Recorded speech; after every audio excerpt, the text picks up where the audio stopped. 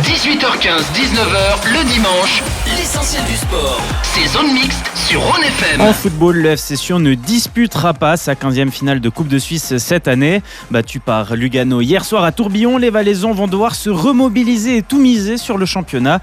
Toujours leader de Challenge League, le titre et la promotion restent en ligne de mire pour les hommes de Didier Tolo. Yves Bourdin et Johan Lonfa seront avec nous pour évoquer cette semaine, ce match de Coupe de Suisse et les dernières échéances qui attendent le FC Sion. Football au menu, c'est Zone Mixte jusqu'à 19h sur Rhône FM.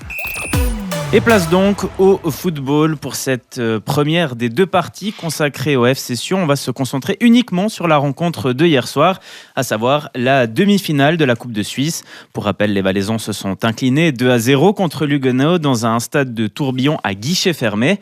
Et pour débriefer cette partie, deux consultants nous ont fait le plaisir de leur présence ce soir. Yves Bourdin et Johan Lonfa. Messieurs, bonsoir. Salut Johan. Alors, petite remise en contexte pour nos auditeurs. Les Valaisans se sont donc inclinés 2-0 face à une équipe de Lugano qui restait au moment de la rencontre sur 10 matchs sans défaite. Et hier soir, les hommes de Croci Torti ont fait la différence à la 45e minute en première mi-temps avant de doubler la mise à la 51e sur un penalty qui, vous le savez sans doute, a fait énormément parler. On en reviendra en large et en travers. Mais peut-être pour commencer avec toi, Johan Lonfa, avec quelques heures de recul, quel regard portes-tu un petit peu sur cette partie? Bon, déjà, c'était une belle soirée de foot, de voir Tourbillon vibrer comme ça, avec des supporters présents au stade 1 heure, 2 heures avant le match. Donc, le public valaisan a répondu présent et c'était une belle fête du football. Et on voit que le FC Sion est une équipe le Valais est une équipe de foot qui est de bon niveau, qui a un public. Et donc ça, c'était très positif. Sur le match en lui-même, moi, j'ai beaucoup de choses positives à dire du FC Sion. On avait un peu des craintes sur les dernières rencontres, peut-être en championnat. On voyait une certaine fatigue, on voyait des résultats un peu moins bons depuis un certain temps, l'absence de Buat, etc. On avait quand même un petit peu de crainte, on savait la qualité de l'adversaire aussi. Et puis, on a vu une entame de match. J'avais souvent dit, à ce qu'on me demandait comment tu voyais la rencontre, je dis, l'entame de match, pour moi, elle est primordiale, se mettre à niveau, montrer qu'on est là, montrer qu'il y a de la présence, et je pense que ça a été le cas. On a vu 40 premières minutes qui étaient de très, très belles factures au niveau de l'engagement. Les actions étaient là. Ben oui, il n'y a pas eu le petit but qui aurait pu peut-être inverser la tendance du match. Au contraire, on a pris ce but juste avant la mi-temps. Mais c'était quand même un très beau visage du FC Sion qu'on a vu hier soir. Yves Bourdin, même question. Près de 24 heures après cette partie, quel est ton avis, toi qui étais au commentaire hier soir? Moi, je partage l'avis de Johan, effectivement. Déjà, il y a eu match, c'était pas si évident. On sait que Lugano joue le titre en Super League. Il y a une ligue d'écart entre les deux équipes et ça s'est pas vu sur le terrain hier. Donc, match réussi pour les Valaisans. Ce qu'il a manqué, j'ai envie de dire, comme ces dernières semaines, c'est la justesse technique devant. On a Saipi, le gardien de Lugano, qui a fait un très très grand match, qui a été élu d'ailleurs homme du match et c'était sans surprise.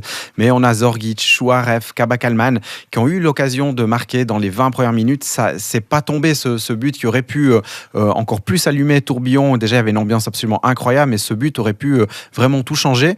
Et le but n'est pas venu. On a senti Lugano fort, Lugano sûr de sa force. Et malgré la domination valaisane en début de match, et puis des actions vraiment nettes, les Tessinois n'ont jamais vraiment paniqué, n'ont jamais été vraiment pris à la gorge, j'ai envie de dire, et ont arrivé à gérer cette pression valaisane et puis quand même à s'en sortir. Et puis le but qui tombe juste avant la mi-temps, comme l'a dit Johan, ça fait extrêmement mal. Sion sort vainqueur au point de cette première mi-temps. Après 45 minutes de jeu, Sion a 7 tirs, 4 cadrés. Lugano a 4 tirs, 2 cadrés, dont le but. Mais le but est absolument... si vous ne l'avez pas vu, il faut absolument le revoir. Absolument magnifique. Un centre qui vient de la droite, remise à une touche de balle à l'extérieur des 16 mètres, volée un petit peu fuyante. Personne ne peut rien faire. Le but est vraiment parfait. Et ce but, c'est un peu le symbole de la première mi-temps, dans le sens que tout ce que Sion n'a pas réussi à faire dans les 16 mètres adverses, par manque de spontanéité, par manque de lucidité, là, en une occasion, une action, Lugano fait tout parfaitement et c'est 1-0 à la mi-temps. Donc ça a vraiment fait mal. Puis on parlera peut-être aussi de la deuxième mi-temps où il y a le coup d'assommoir, le pénalty à la 51e. Puis après, c'était très dur pour le FC Sion, effectivement. Ouais. Alors, Yoann Lonfa, si on regarde un petit peu les statistiques, Yves l'a brièvement abordé, mais à la mi-temps, le FC Sion est devant partout. 7 tirs à 4, 4 tirs cadrés à 2, 13 ballons touchés dans la surface de réparation à 5. Et puis, si on regarde les XG, donc les possibilités de chance de but, c'était 2 fois supérieur pour le FC Sion. Donc, finalement, tout donnait le FC Sion vainqueur en quelque sorte. Et c'est Lugano, pourtant, qui rentre au vestiaire avec cette marge de 1-0. Ma question est simple. Est-ce que Lugano a eu un peu de chance ou alors est-ce que c'est justement la marque des grandes équipes, réussir à faire le dos rond et être clinique sur l'occasion? Mais c'est un peu des deux. Les statistiques ne font pas un résultat. Donc vous pouvez avoir 80% de possession de balle et perdre le match. Vous pouvez avoir 10 corners à 2 et perdre le match. Donc c'est clair que ça fait aussi la beauté du football. C'est que de manière normale, je veux dire, une équipe qui domine, qui a plus souvent le ballon, ben oui, elle se crée plus d'occasions et elle a plus de chances de remporter le match. Mais là, sur la première mi-temps, ces statistiques ne surprennent personne. On a vu vraiment un FC Sion plutôt avec les ballons chez elle, se créer des occasions, plutôt à la manœuvre, et un FC Lugano qui a pas paniqué, c'est vrai, qui a géré ce moment faible qu'elle avait pour attendre un meilleur moment qui est venu aussi au cours du match. Je veux dire, le FC Lugano, on a vu aussi la patte et pourquoi cette équipe actuellement est dominante, même en Super League, c'est qu'elle ne panique pas, elle fait des choses cohérentes, elle a une justesse technique incroyable, le but en est la preuve, et puis elle sait gérer, il y a du mouvement, il y a de la qualité dans cet effectif-là, mais voilà, je pense quand même que la qualité du FC Sion, c'est d'avoir bousculé un petit peu ça, et il le fallait, et je pense que c'est pour ça que je pense qu'il n'y a pas de regret à avoir aujourd'hui. D'ailleurs, Didier Tolo, Christian Constantin l'ont dit, on n'a rien à regretter à nos hommes aujourd'hui parce qu'ils ont mis tout ce qu'il fallait comme ingrédient pour essayer de gagner ce match. Ça n'a pas souri aux Valaisans. Yves Bourdin, tu l'as évoqué avant, ce 1-0 magnifique. Fayoulou n'a rien pu faire. On le sait, encaissé au moment de rejoindre plus ou moins les vestiaires, puisque c'est ce qui est arrivé au FC Sion, c'est toujours très très compliqué. Est-ce que pour toi, ça a mis un coup au moral, ce but, quelques secondes de rentrer au vestiaire? Je pense, après Yoann, qui a été joueur pro, le saura sans doute mieux que moi, ou le dira mieux que moi, mais tu n'as pas la possibilité de réagir. Tu prends un but, tu n'as pas la possibilité de te révolter derrière en disant, voilà, on met là 10-15 minutes, on y va, et puis on va essayer d'égaliser. Le session engagé, et derrière, c'était la pause. Et puis, si tu défends toute la première mi-temps, puis que tu prends un but à la fin de la première mi-temps, ça fait mal, mais comme on l'a dit, en étant dominant dans les actions et dans le jeu, et puis prendre un but, je ne vais pas dire contre le cours du jeu, mais quasi quand même, ça doit faire encore plus mal. Et on sentait aussi que Sion a eu vraiment un grand temps fort, je dirais, les 20 premières minutes. Et on sentait plus la mi-temps arriver, on les sentait un petit peu moins agressifs, un petit peu moins présents au duel, remportant moins de deuxième ballon aussi à mi-terrain.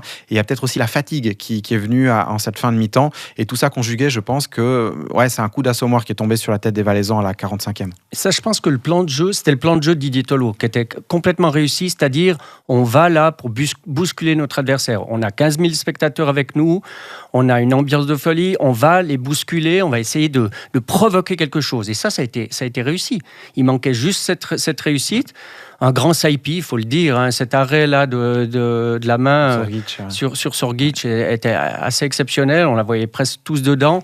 Il y a eu du mouvement, il y a eu des occasions. Et donc, j'ai vu aussi des duels gagnés. Et comme contre IB, peut-être, où là aussi, je me suis dit, attention, les grands gabarits d'IB, lors du quart de finale, vont faire mal à nos petits gabarits. Or, il y a eu du répondant dans les duels, dans les deuxièmes ballons. C'est vraiment ce qu'il fallait avoir. Et je pense que là, le plan de jeu de Didier Tolo était une réussite. Alors on va maintenant évoquer un thème qui a fait et qui fera sans doute encore parler. Les deux équipes étaient donc de retour sur le terrain depuis quelques minutes seulement quand l'arbitre de la rencontre, monsieur Urs Schneider, a sifflé un penalty en faveur de Lugano. Un penalty litigieux pour ne pas dire inexistant. Alors avant de vous faire réagir à ce sujet, plusieurs Sédunois se sont évidemment exprimés au terme de la rencontre là-dessus et je vous propose d'écouter deux extraits. Un premier de l'entraîneur du FC Sion, Didier Tolo, qui répondait donc à Hugo da Custodia. Ce soir, je vais faire très court. Alors, c'est pas vous manquer de respect, c'est parce que je veux pas que mes paroles puissent dépasser ce que je ressens aujourd'hui. Le football, c'est 11 joueurs, un groupe contre un autre groupe. Je pense absolument rien à reprocher à mes joueurs. Mais ça devient difficile quand il y a un élément extérieur qui influence comme ça l'issue d'une demi-finale. Pour moi, c'est... j'ai pas de mots. Voilà. Donc je vais rester là-dessus. On va encore écouter un deuxième extrait, celui du président du FC Sion, Christian Constantin, qui lui répondait à Christophe Moreillon. Les deux équipes avaient un 12e homme. Nous, on avait un 12e homme avec le public. Lugano avec un 12e homme avec l'arbitre. Cet arbitre, il devrait laisser la place à des plus jeunes avec du potentiel que de rester là à fausser les compétitions. Et je pense que s'il n'y a pas le 2-0 sur ce pénalty à justifier, on peut continuer dans la ligne de la première mi-temps qui était pour nous, sauf la dernière minute où on prend ce but. Et puis on aurait vu un vrai match de coupe. Voilà, aujourd'hui, je ne peux pas me plaindre de mon équipe qui a fait preuve d'un grand engagement, de bonnes combinaisons, mais l'arbitrage a faussé la partie. C'est ce que vous avez essayé de lui dire lorsque vous êtes descendu au bord du terrain dans cette deuxième mi-temps. Qu'est-ce qui passe par l'esprit à ce moment-là? Non, mais je peux dire scandaleux, parce que comment vous voulez, il a tout le temps raison, il ne se remet même pas en doute. La fédération ne mène pas la VAR ce soir, mais enfin bon, quoi qu'avec la VAR l'année passée, Winterthur, il pouvait jouer avec les mains dans les 16 mètres, alors je ne vais encore pas trop me prononcer là-dessus, mais c'est dommage que les joueurs, les dirigeants font des efforts pour garder cette activité et puis que des gens qui sont payés, parce qu'ils sont payés, ces arbitres, ne sont pas capables de sécuriser la partie et de la laisser se dérouler dans un bon état d'esprit comme était la première mi-temps. Alors si on écoute ces deux extraits, ce qui ressort, voilà, les deux sont fiers de l'état d'esprit et de ce qu'a proposé le FC Sion, mais on sent aussi un fort sentiment d'injustice et beaucoup de frustration après cette demi-finale de la Coupe de Suisse. Johan Lonfa, quel est toi ton avis sur ce penalty qui intervient rapidement? On vient de reprendre la deuxième mi-temps et là c'est un coup d'assommoir, un deuxième pour le FC Sion. Oui, c'est de nouveau un temps très important. On a les moyens après cette ouverture du score de Lugano en fin de première mi-temps de tout de suite repartir dans une deuxième mi-temps avec des bonnes intentions, ou en tout cas attaquer la deuxième mi-temps comme ils avaient attaqué le match. Et c'est vrai que ça, c'est un coup d'arrêt. Alors, deux choses à dire. Déjà, moi, je ne comprends pas pourquoi la VAR n'est pas appliquée alors qu'elle a appliqué à l'instant dans le deuxième demi-finale qui oppose deux équipes de Super League. Donc pour moi, là, il y a déjà deux traitements différents par rapport à ça. C'est une incompréhension. Et puis bien sûr je rejoins tout le monde, il n'y a absolument pas pénalty sur cette occasion. Et donc là, il n'y a pas moyen pour l'arbitre de faire appel à la VAR. Il faut être absolument sûr de signaler le pénalty. Il y a plutôt faute de l'attaquant qui perd le ballon, qui est derrière Souza et qui met le pied par le désespoir de cause dans sa course pour finalement tomber. Donc c'est clair que ça c'est une grosse un gros point noir par rapport au match, parce que à 1-0 tout peut bien sûr encore évoluer dans cette demi-finale. Avec votre expérience de joueur, quand il y a un coup du sort comme ça, une décision arbitrale qui est fausse et qui est lourde de conséquences, comment on fait pour réagir, pour ne pas sombrer, vu que ça doit être quand même extrêmement dur à encaisser? Alors il faut se nourrir de cette injustice pour en donner encore davantage. Maintenant, il y a quand même 0-2 au tableau d'affichage. Il y a une équipe en face qui sait extraordinairement bien gérer cet avantage. Quand Lugano gagne au score et qui plus est avec 2 buts d'avance, je peux vous dire que c'est compliqué. De nouveau par la qualité des joueurs, et ça il faut aussi quand même reconnaître. Actuellement, ils jouent le titre Lugano. Je les vois assez bien d'ailleurs chatouiller Young Boys. Donc, on avait affaire à un gros morceau, et puis quand vous avez encore un bâton dans les roues, c'est clair que ça devient compliqué. Alors Yves, on l'a entendu hier à l'antenne, tu partageais cet avis, mais finalement les Valaisans ont continué de pousser, ils ont fait ce qu'ils ont pu devant un stade à guichet fermé, et ils ont quand même créé encore de belles opportunités, notamment par Dejan Sorgic en fin de rencontre. Mais il y avait un Saipi tout simplement des grands soirs qui a sorti le costume des grands soirs. Ouais, on l'a dit, la marche était haute. Ce FC Lugano a vaincu depuis 10 matchs. Là, ils se sont qualifiés hier pour la 3e coupe d'affilée. Ça fait 3 ans qu'ils sont en finale de la coupe, les Luganais. Donc, on va dire c'est une équipe de coupe aussi. Donc voilà, et comme l'a dit Johan, d'une fois que ce genre d'équipe mène au score, ils ont géré l'avantage de manière parfaite. En grand professionnel du football, en gagnant du temps, en discutant, etc., mais aussi en jouant au foot. Et ils ont laissé quand même que peu de chance au FC Sion. Il y a eu la grosse occasion, tu l'as dit, Johan, de Zorgic face à Saipi, qui aurait pu relancer à 10 minutes de la fin, sauf erreur, sous le gradin nord, là, les actions du FC Sion parce qu'il y aurait eu 2-1. Mais voilà, une nouvelle fois, le geste n'est pas parfait de la part de Zorgic, ou alors le gardien était absolument incroyable, et c'est plutôt la deuxième version que je préfère garder, et c'est ça qui fait aussi la différence. Mais après, tu perds 2-0 contre Lugano à la maison en demi-finale, même s'il y a ce penalty qui sort de nulle part, les joueurs n'ont pas le choix de se révolter et puis tout donner et aller de l'avant. S'il y a une chose qu'on pourrait regretter, à mon sens, c'est on a senti le FC Sion émoussé, il y avait moins d'engagement, moins d'agressivité aussi en deuxième mi-temps, et j'ai trouvé que Dietolo, avec le premier changement, je crois qu'il tombe à la 70e, et on fait que 3 changements, on laisse un Rousseff sur le banc, et ça, j'ai pas compris hier. On a besoin de percuter peut-être sur les ailes, d'avoir un peu plus de dynamisme, et puis peut-être avoir plus de solutions pour jouer vite devant en fin de match. Puis finalement, on laisse des cartouches sur le banc avec un Rousseff qui est forcément frais, il joue très très peu, et c'est peut-être un petit peu le seul regret que j'ai hier.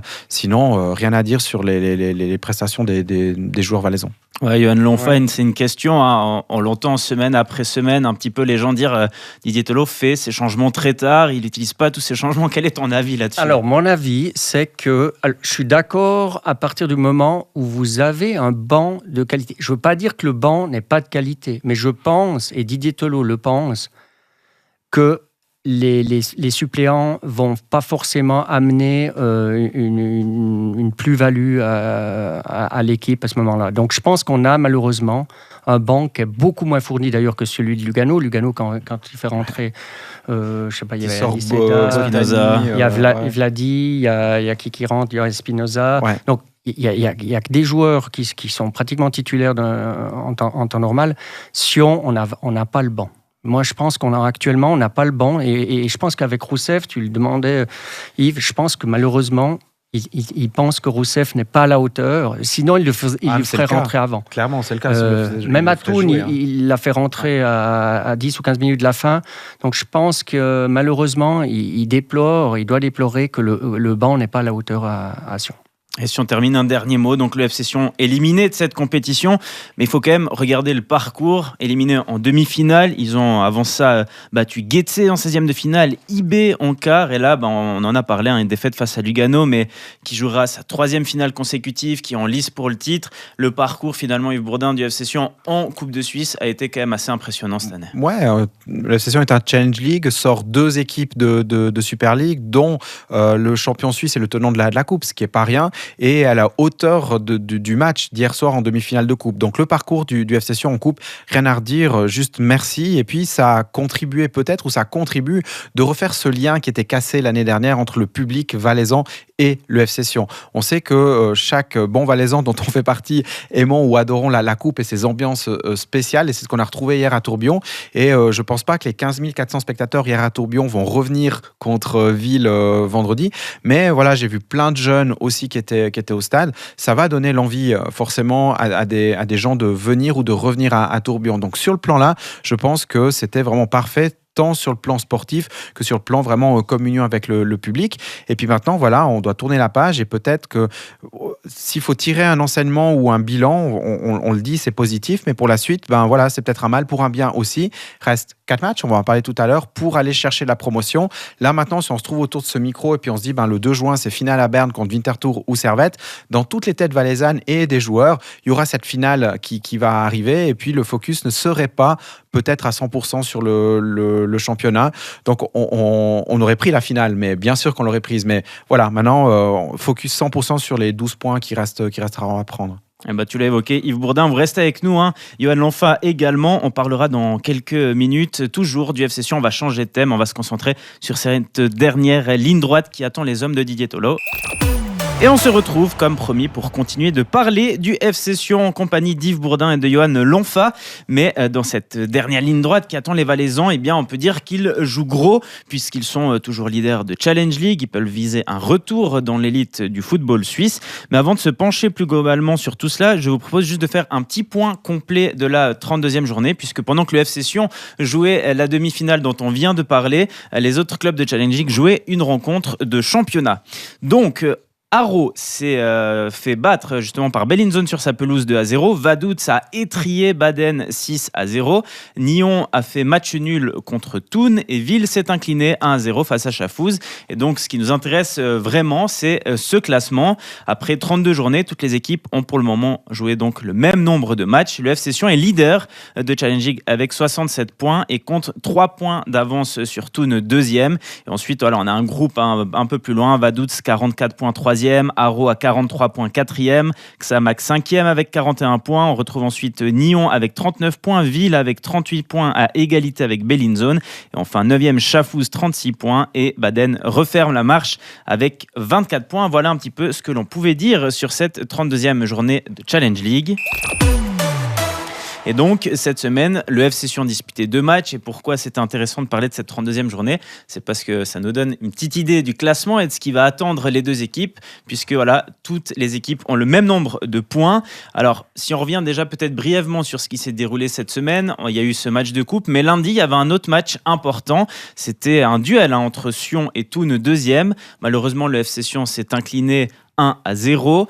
Et heureusement, on peut dire la bonne nouvelle, c'est que dans la foulée, Thun n'a pas confirmé hier contre Nyon en faisant match nul. Donc, conséquence, il y a ces 3 points d'écart. Peut-être pour commencer, Yves Bourdin, les Valaisans ont perdu leur 3e et 4e match de la saison cette semaine. C'est la première fois qu'ils perdent 2 fois de suite. Est-ce que on parle de semaine noire, est-ce qu'il faut un petit peu s'inquiéter ou pas du tout, selon toi ? Bon, perdre contre Lugano, je vais pas dire qu'on pouvait s'y attendre, mais c'était vraiment un défi. Par contre, la défaite à Thun lundi aurait pu faire mal dans les têtes valaisannes, a peut-être fait mal dans les têtes valaisannes d'ailleurs. Le FC Sion n'a pas pu développer son jeu. Thun a vraiment très bien joué tactiquement, a bien contré les Valaisans. Et voilà, sur 4 confrontations, il y a un nul et 3 victoires de Thun contre Sion. Lustrinelli arrive à transcender ses troupes, à vraiment bien contrer le jeu des Valaisans, c'est clair et net. Et puis voilà, on avait la possibilité côté Cédunois de plier l'affaire lundi. Ça s'est fini par un petit 1-0, mais sans qu'on se crée autant d'occasions qu'on aurait pu se créer contre Lugano hier. Voilà, en début de match, il y a Zorgic qui a un contre 1 contre le gardien de Thun, qui fait un arrêt incroyable. Et dans la foulée, c'est Thun qui marque un super but aussi. Puis derrière, on sent pas les Valaisans capables d'emballer le match, d'enflammer. Et Thun, voilà, qui casse le jeu, qui casse le rythme, etc. Les minutes s'égrènent. Et puis, c'est 3 points qui s'en vont. Et puis, heureusement, tu l'as évoqué, que Thun ne va pas chercher les 3 points à Nyon hier. On aurait un classement avec un petit point d'avance de Sion sur Thun. Là, voilà, il y a 3 points. On ne l'a pas dit, mais il y a un goal average positif de plus 17 de Sion face à Thun. Ça veut dire qu'il reste 12 points en jeu pour les 2 équipes, donc 4 matchs. Il suffit à Sion d'en gagner 3 sur les 4, à condition que Thun gagne tous ses matchs et Sion est promu. Donc le positif est côté valaisan. On a ce petit match-là entre les deux équipes. Il faudra être concentré, donner à chaque fois le 120%, ça sera 4 finales, c'est sûr, et pas se dire on a 3 points plus le goal average qui va dans l'autre sens, on peut avoir un joker. Non, il faudra commencer déjà par Ville vendredi, prendre match après match. Thun, on va l'évoquer après dans la série de matchs qu'il aura à jouer. Il va jouer notamment Baden. Baden est déjà relégué, donc on peut penser que c'est déjà 3 points pris pour Thun, encore que les matchs, il faut les jouer. Donc ça sera, voilà, c'est un nouveau petit championnat qui commence entre les 2 équipes et il ne faudra pas louper les points. Alors Yohan Lonfa, question, il a allé plus vite que moi. Il a tout dit. Il a tout dit.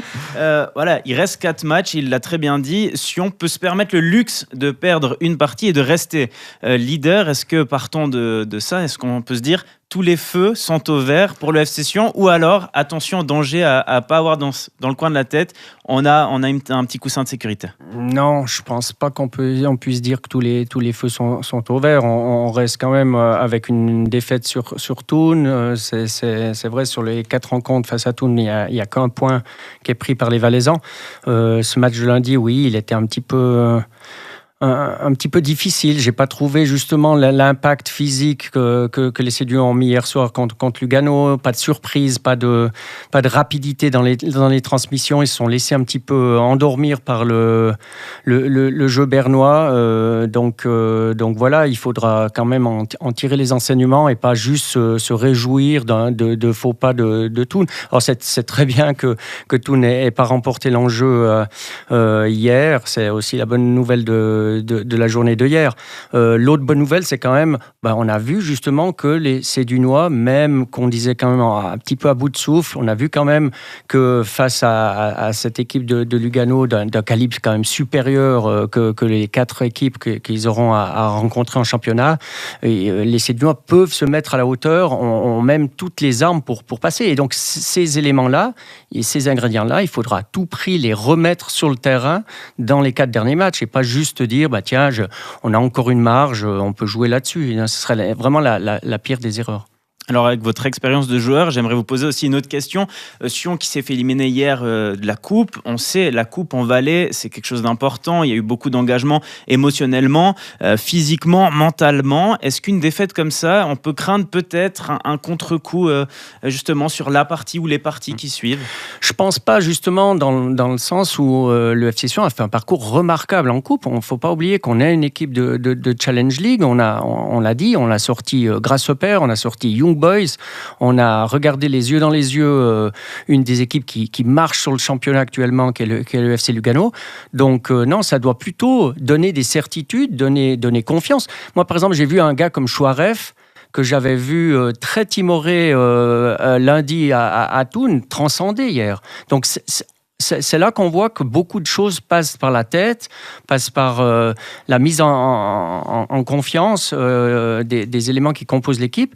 Et ça, on peut compter aussi sur Didier Tolo pour montrer l'importance de ces 4 derniers matchs, parce qu'il ne suffira pas de dire aujourd'hui on a Ville en face, on devrait gagner. Non, il faudra à tout prix rentrer dans les mêmes attentions que contre Lugano dans les 4 derniers matchs pour faire cette promotion qu'on attend tous.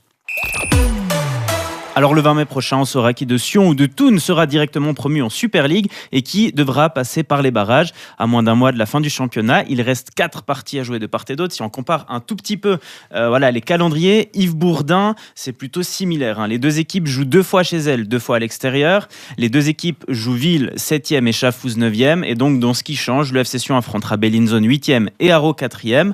Côté Thun, c'est Baden dernier et Vaduz 3e. Donc on a quand même 2 calendriers qui se ressemblent, donc finalement balle au centre. Oui, balle au centre, d'autant plus que toutes ces équipes n'ont plus rien à jouer. Il y a 12 points d'écart entre le dernier et l'avant-dernier, donc on tente de dire que Baden, qui a une défaveur assez grande au goal average, est relégué. Donc ces équipes vont se présenter face à Thun et face à Sion en ayant la motivation de l'honneur pour le match, j'ai envie de dire, de gagner. Il y aura peut-être une motivation supplémentaire de jouer contre le FC Sion, notamment à Tourbillon. On sait que quand tu es un joueur peut-être de Chafouz ou Ville, tu vas pas avoir tous les week-ends des matchs comme ça, notamment à Tourbillon. Donc il faudra s'attendre, comme le dit Johan, à devoir vraiment tout donner, parce qu'en face on aura des joueurs surmotivés, ça c'est sûr. Est-ce que tout le monde jouera le coup à fond ? J'ose imaginer que oui, mais on ne peut pas faire de calcul en disant le calendrier est plutôt favorable ou défavorable à l'une ou l'autre des équipes. Il faut, côté FC Sion, se dire qu'en face on aura des joueurs qui seront remontés comme des petits coucous et qui voudront absolument battre ce FC Sion là, et puis partir du principe que Thun devra jouer lui aussi des finales pendant ces 4 matchs pour espérer un faux pas du FC Sion pour être promu directement. Parce que si on a passé tout le championnat en tête en ayant cette belle épopée en Coupe de Suisse, puis qu'on crève au poteau comme on le dit, puis qu'on doit jouer des barrages derrière, dans les têtes, ça pourrait être vraiment compliqué. Donc autant se mettre à l'abri le plus rapidement possible et laisser cette place au FC Thun. Alors Yohan Lonfa, quand on est si proche de remporter le titre, de refaire la promotion en Super League, comment on gère un petit peu la pression qui, j'imagine, doit être grande au fur et à mesure ? Par le travail au quotidien, là aussi le rôle peut-être des anciens, des joueurs plus expérimentés, on en a dans cette équipe, devront montrer la voie pour éviter tout relâchement ou des choses comme ça, parce qu'on est près du but, c'est vrai. On a quand même dit toujours, même avec cette épopée en coupe, que la priorité reste le championnat, et c'est pour le club et pour les joueurs aussi, de fêter une promotion puis de jouer dans la première division du championnat, c'est quelque chose de très très important à titre personnel aussi. Donc ils auront vraiment, j'espère, ils mesureront l'importance, et j'en suis sûr, de ces enjeux, des matchs qu'il faudra vraiment prendre à bras le corps. Pas se créer une pression supplémentaire, mais la pression fait partie un petit peu du métier de footballeur professionnel, donc ils doivent apprendre apprendre à gérer ça et jouer leur rôle de favori de la meilleure manière en attaquant bien les matchs. Le temps file. Merci Yves Bourdin, Johan Lonfin d'avoir été en notre compagnie ce dimanche soir. Bonne fin de soirée à vous. Bonne soirée, merci. Bonne soirée. Merci à Malena qui s'occupe de la technique, du bon déroulement.